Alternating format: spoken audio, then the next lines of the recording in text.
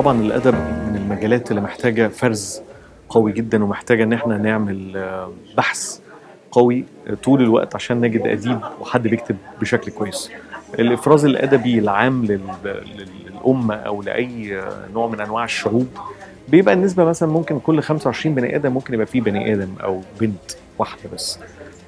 وانا بعني هنا بالموهبه الحقيقيه، وطبعا الاستمرار بيستوجب مذاكره كتير قوي، بس طبعا وجود مسابقات في الوسط الادبي بتؤدي لنتائج مثيره جدا. اول حاجه طبعا بندي فرصه كويسه قوي لاي حد قادر انه يكتب ان هو يتشاف ويتقيم، وعلى الاقل لو ما فازش بيعرف هو ليه ما فازش. الحاجه التانيه والاهم هي ان هو بيجد فرصه للظهور، وبيجد مؤسسه بتقف في ظهره جدا جدا، مؤسسه عريقه طبعا فيها تاريخها بيقول ان هي افرزت وفرخت عدد كبير من الكتاب اللي اصبحوا النهارده من اهم الكتاب، سواء الراحلين طبعا او الكتاب الحاليين الموجودين. وناس كتير على الساحه بتدين للمؤسسه دي بثقافه مستمره طول الوقت، ما حدش قدر ان هو ينسى دورها ابدا طول الوقت في ده. فطبعا المسابقه طبعا تعتبر امتداد، وانا اعتقد انها خدت حيز اخر المره دي، يعني فيها نوع من انواع التطور المهم جدا. واعتقد المره الجايه هيبقى فيها كمان تطور ناحيه العمليه اكتر بفرز الاعمال دي. نقدر نشوف ايه اللي ممكن يطلع فيها السينما، ايه اللي ممكن يروح فيها يتعمل مسلسلات، ايه اللي ممكن يتعمل الكوميكس.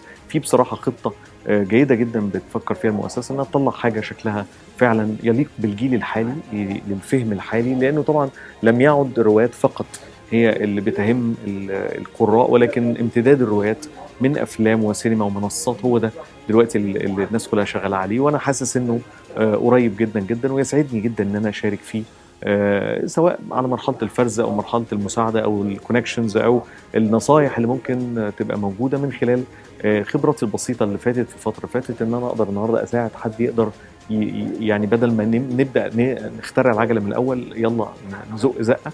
وبصراحه النتائج اللي طالعه حقيقيه بشكل لن تتخيلوه. طبعا كنت اتمنى جدا في وقت من الاوقات ان انا اجد مسابقه زي دي وانا لسه بادئ خالص، اقدر ان انا اخلي شغلي يتشاف على مستوى الوسط الادبي او مستوى الناشرين المحترمين زي المؤسسه طبعا، ولكن حظهم احسن مننا بكثير، واتمنى لهم كل خير ان شاء الله. ونفسي اشوف افلامهم ورواياتهم، واتمنى ان كل اللي فازوا واللي ما فازوش يبقى عندهم امل يطلعوا حاجه افضل كمان المره الجايه، لان الاستمرار هو المعيار الاساسي للنجاح.